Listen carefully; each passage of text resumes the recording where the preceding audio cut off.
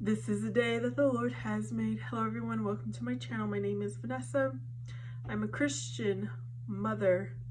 I'm a single woman, doing my best to follow Jesus Christ. It all started Christmas. I was 9 years old. It was a book given to me. It's children's stories of the Bible from the Old and New Testament. I want to share this with you guys, and hopefully you can share it with your children. Chapter 3, the presentation at the temple. It was a rule among the Jews that the first boy child born to a family was to be taken to the temple in Jerusalem. There his parents would make an offering to the Lord to show that the child belonged to the Lord. When Jesus was 40 days old, Joseph and Mary brought him to the temple. As an offering, Joseph brought a pair of young pigeons to place upon the altar of the temple. Living in Jerusalem at that time was a very holy man, a man whom the Lord had spoken to directly. His name was Simon, and he was very old. But the Lord had told him that he would not die until he had seen the Christ, or Savior, whose coming had been predicted in the Bible. One day the Spirit of the Lord urged Simon to go to the temple. He went and was there when Joseph and Mary came with the baby, Jesus, to present their offering. When Simon saw the child, the Lord let him know that this was the Christ who had been promised. Simon took Jesus in his arms and gave thanks to the Lord for letting him see the Christ.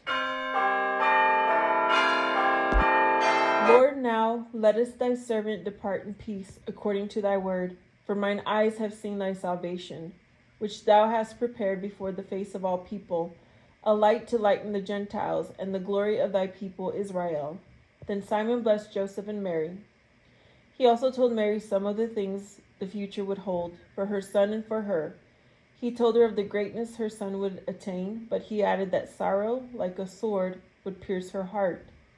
There was also in the temple a woman named Anna, who spoke with God. She spent all her time praying, and the Lord also revealed to her that the baby Jesus was the Savior who had been promised. She too gave thanks to the Lord and told the other people in the temple that the Redeemer had come. And so it was that a few people who kept close to God knew Jesus was the Son of God, but to the rest of the people, he was merely the son of a carpenter named Joseph who came from Nazareth. However, there was one other man in Israel who believed that Jesus was no ordinary child. This was a cruel king, Herod. When Herod learned that the 3 wise men had returned home without bringing him word of the child they called a king, he was furious. In his anger and fear, he did a terrible thing. He gave orders to have all the children in Bethlehem of 2 years old and under killed. By doing this, he felt sure he would eliminate the Christ child. But God had already warned Joseph of Herod's cruel plans. So Joseph took Mary and the infant and fled into Egypt, where Herod had no power. It was there the family stayed until King Herod died. After Herod's death, Joseph set out to return to Bethlehem.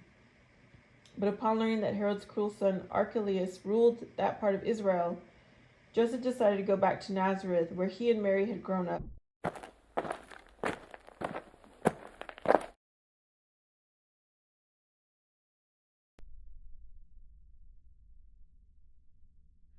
I will have a playlist by chapter in Old Testament and then the New Testament if you want to continue reading. See you next time.